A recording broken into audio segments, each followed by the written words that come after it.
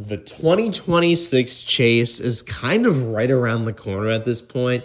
We are now 3 weeks out from it, and that means we're less than a month. And now I think it's time to make a video kind of revisiting some of my predictions earlier this season and going over who are the biggest movers since the last few weeks and on our final approach to the chase. I will also be talking about some organizations and drivers that, have not been up to par recently and what they can do and what I think they should be doing to get better.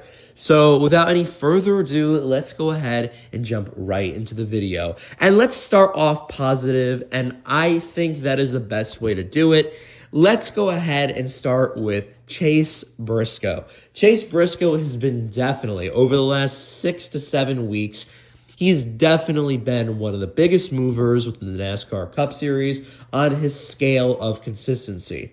Again, coming from Daytona all the way back in February, he was dead last in the driver points, and he's worked his way from dead last, and trust me, in the beginning of the season, it was not easy for Chase Briscoe.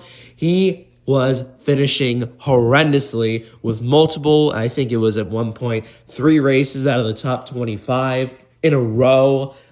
So he went through a very, very hard, time earlier this season, but my prediction was correct on that behalf, and he ended up now in the top 5 in points. And now it's a very thin battle with him and Christopher Bell there for 5th, but Briscoe is in now the top 5, and he secured the win back at Chicagoland Speedway, so that is a very, very big thing for him, and obviously he is in the correct direction in the green. Now, another driver I would like to talk about that's also his teammate is Christopher Bell. Christopher Bell, even though he has not gotten a dub yet this season, he has so many runner-up finishes, and his overall consistency in the chase, before the chase, pre-chase game, has been very, very significantly good. He's finished top 5, I believe, over 6 times. Not top 5, second over 5 times, which is just an absolute crazy stat to have in the NASCAR Cup Series. And I definitely most think he is trending green. And now, not next week, because that would be Richmond, but the following week, we are going to the beautiful New Hampshire Speedway. And I think Christopher Bell, if he plays his cards right and he's aggressive, he can most definitely get a victory and be fully in the trending green. But I think Bell is already going green. I think he is a driver that has been so successful this season that has just had a lackluster of getting to the lead and winning the actual race. Now, for the third driver that is trending upwards, and I should have just looped them in as an organization, we know who it is, Mr. Consistent all season. Second place in the points standings. It is Ty Gibbs.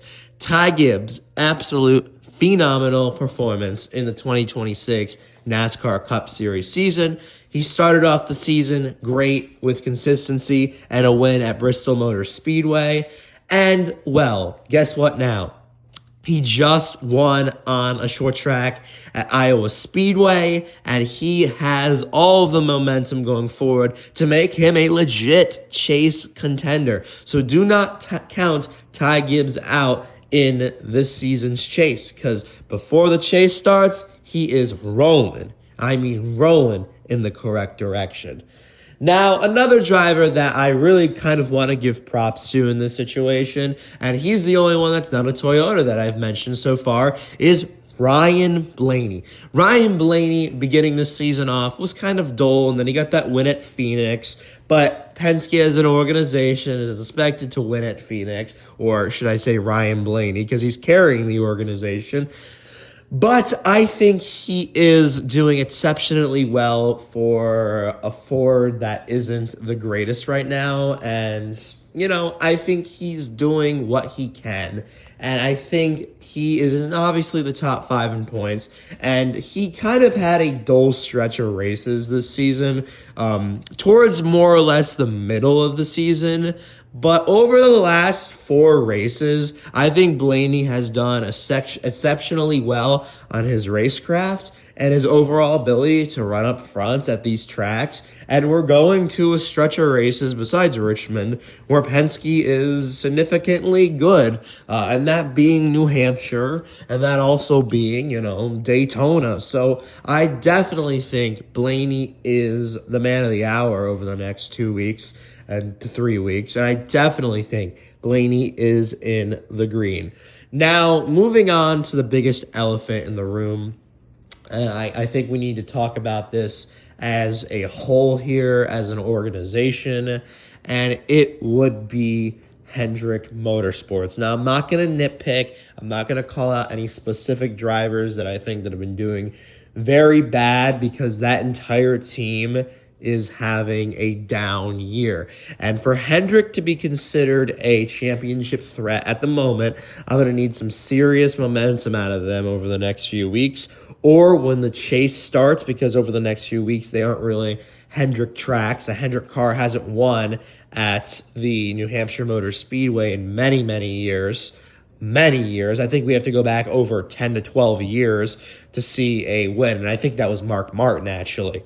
But again, very, very poor performance from Hendrick Motorsports. And I think that's something that's been said a lot, and I'm not going to beat a dead horse. Obviously, Larson leads laps or runs towards the front, either has mechanical failures, wrecks himself, or spins himself out.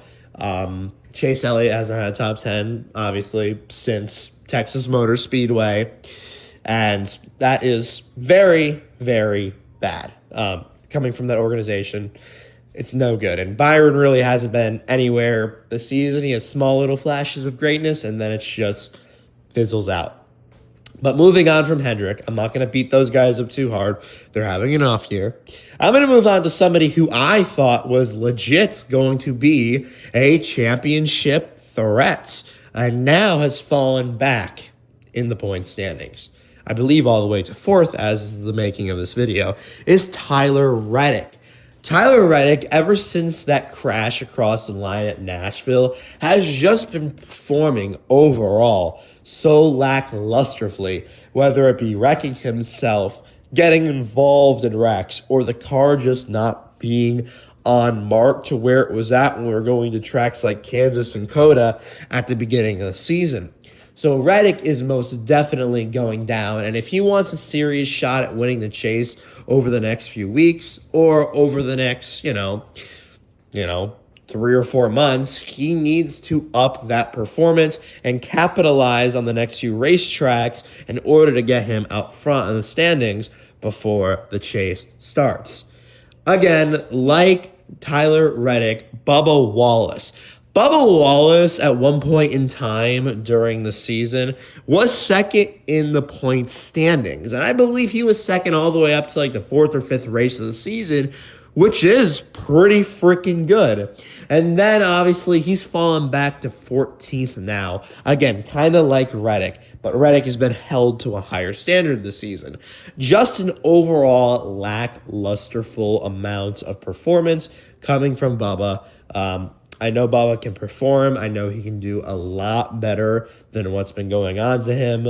Again, some of it's his fault, and some of it's the car, and then it's a mixture of other drivers around him. So I'm not going to hit the nail too hard with the hammer on Bubba Wallace's head, because I don't think it is necessarily all of his fault, but I do think there has been a bit of lack of performance from Bubba. Now, moving on to RFK. Chris Buescher is about the only saving light at this team right now, because the other two really have fallen back as well. I mean, if you remember Brad Keselowski and Ryan Preece, they were always running towards the top 10 to top 15 earlier this season. And this is kind of a bonus one, because I don't think anybody really looked at them as a chase threat. But they, over the last 4 to 5 weeks, their performance has dropped significantly, and that being mostly Ryan Preece and also Brad. I remember at one point in time we were talking about them being on the cut line and stuff. It's just not a valid conversation anymore, and their team has significantly felt the impacts of just bad performance. And again, if Chris Buescher was not racing at RFK, that team right now would be in a very, very poor spot. So we got to really show our appreciations to Chris Buescher. But other than that, those are my biggest movers since, obviously, the chase. I know I could go on and talk about Denny Hamlin winning, but Denny is always a good driver and has been expected this season to perform well. So that's why he really didn't get mentioned in this video. But again, kudos to Denny for being great and being the points leader. But other than that, I appreciate all you guys who've stopped by this video. If you want more videos like this, go ahead and hit the subscribe button, turn the notifications bell on, and hit that like button. I will catch you in the next one, boys. Peace.